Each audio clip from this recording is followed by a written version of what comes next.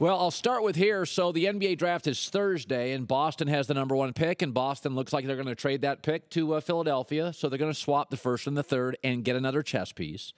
So what's the story behind the story? The Celtics are telling you we think there's 5 or 6 guys in this draft, and we think they're all really close. Boston's telling you we don't see another Anthony Davis. We don't see a LeBron. We don't see a Tim Duncan. We don't see a Patrick Ewing. We don't see a transformative player that we can build around for 10 to 15 years. So basically the Philadelphia 76ers, who really need scoring because they've got length and they got young guys, they need a scorer. And the Sixers are like, we have a guy specifically we want. And the Lakers have a guy, Lonzo Ball, they specifically want. Who the Celtics want is eventually probably an Anthony Davis or a Gordon Hayward. And the Celtics are saying, yeah, we'll go from first to third. We think all these guys in the top 7 or 8 are mostly the same. I talked this weekend to an NBA scout. I talked this weekend for 45 minutes with a prominent college coach. I talked for about 30 to 45 minutes with a very, very well-connected media member. And we all kind of feel the same way about this draft. There's a bunch of good players. I do not feel Markelle Fultz, who won just 9 games in college, whose big win was over maybe Oregon State, who did not dominate against Lonzo Ball, who in big games against Gonzaga laid down and Arizona was terrible. I don't think he's transformative. I think he's one of 7 or 8 really good basketball players. He is the kid most capable of walking into this league and scoring some points, and Philadelphia's got length, but they don't have a lot of that. In fact, last year's pick, Ben Simmons, is not a scorer as much as a distributor.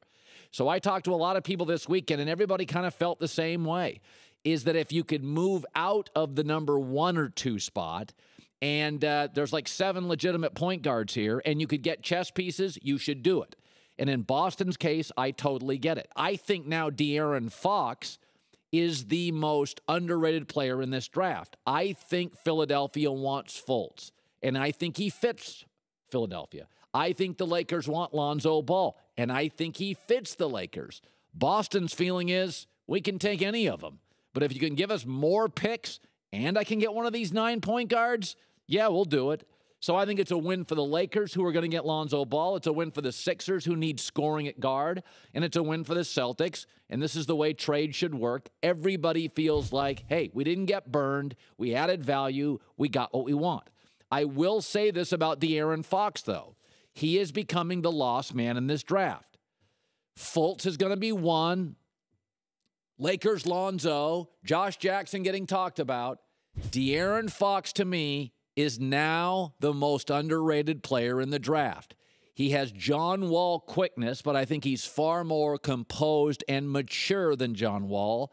He has got length. He's not a great shooter, but he could develop into a nice shooter. His speed is remarkable. He is athletic. I think he is a better or at least equal prospect, I believe this to be true, than Markelle Fultz and maybe Lonzo Ball. I think he's a better defender potentially than both. I think he's quicker than both. At times, he's certainly more athletic than Lonzo Ball. He ate him up the last time they played.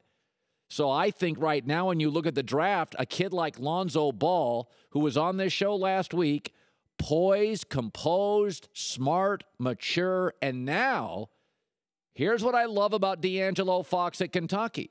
Nobody's paying attention to him. De'Aaron Fox, nobody appears to want him. He's not the hot prospect. Lonzo's going to get the attention. Fultz is going to get the number 1 glamour. And De'Aaron Fox is going to slide down to a 3 or a 4 and end up being a terrific player with that chip on his shoulder, what Brady has, what Aaron Rodgers has, what a lot of guys have that don't get picked number 1 or 2 or don't get the love.